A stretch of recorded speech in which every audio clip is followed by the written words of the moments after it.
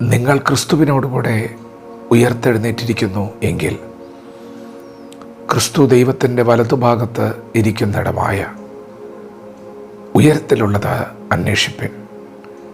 ഭൂമിയിലുള്ളതല്ല, ഉയരത്തിലുള്ളത് തന്നെ ചിന്തിപ്പിൻ. ദൈവത്തിൻ്റെ മാറ്റമില്ലാത്ത വചനം ശ്രദ്ധിക്കുന്ന പ്രിയപ്പെട്ടവരെ, യേശുക്രിസ്തുവിൽ വിശ്വസിക്കുന്ന നിങ്ങൾ, സുവിശേഷത്തിൽ വിശ്വസിക്കുന്ന നിങ്ങൾ, യേശുവിൻ്റെ ഉയർത്തെഴുന്നേൽപ്പിൽ വിശ്വസിക്കുന്ന നിങ്ങൾ ഉയർത്തെഴുന്നേറ്റിരിക്കുകയാണ്. ദൈവം തൻ്റെ പുത്രനായ യേശുവിനെ നമ്മുടെ പാപങ്ങളുടെ പരിഹാരത്തിന് വേണ്ടി ക്രൂശിൽ തകർത്ത് കളഞ്ഞതിലൂടെ, പാപത്തെയും മരണത്തെയും ജയിച്ച് യേശു ഉയർത്തെഴുന്നേറ്റതിലൂടെ, പ്രിയപ്പെട്ടവരെ, ദൈവം നമ്മെ വീണ്ടെടുത്തിരിക്കുകയാണ്. യേശുക്രിസ്തുവിനെ സ്വന്തം രക്ഷിതാവും കർത്താവുമായി സ്വീകരിച്ച നിങ്ങളുടെ ആത്മാവിൽ ജീവൻ വ്യാപരിച്ചിട്ടുണ്ട്. നിങ്ങളുടെ ആത്മാവിനെ ദൈവം വീണ്ടെടുത്തിരിക്കുകയാണ്.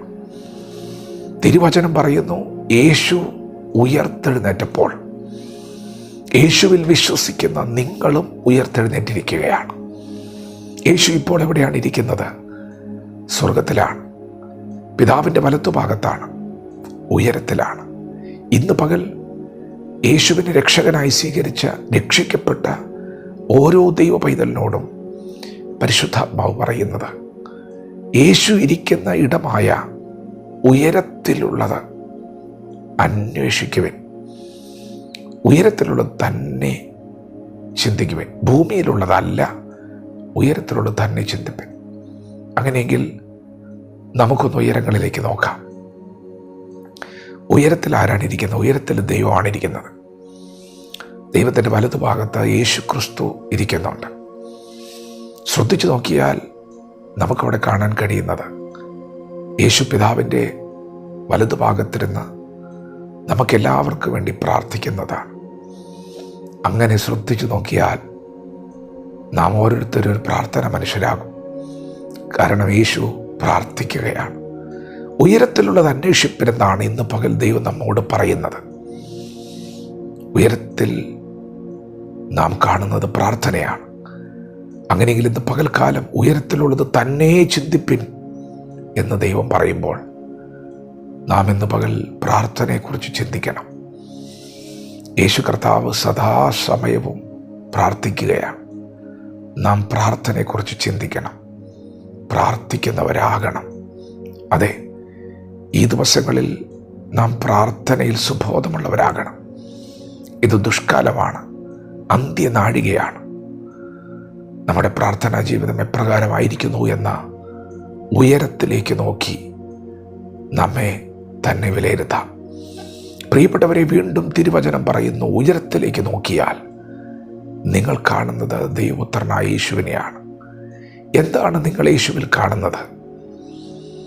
യേശുവിന് നമ്മോട് തോന്നിയ മനസ്സലിവ്. യേശു നമ്മെ സ്നേഹിച്ചത് എങ്ങനെയാണ്? നാം പാപികളായിരുന്നപ്പോഴാണ്, ശത്രുക്കളായിരുന്നപ്പോഴാണ്, ബലഹീനരും അഭക്തരുമായിരുന്നപ്പോഴാണ്.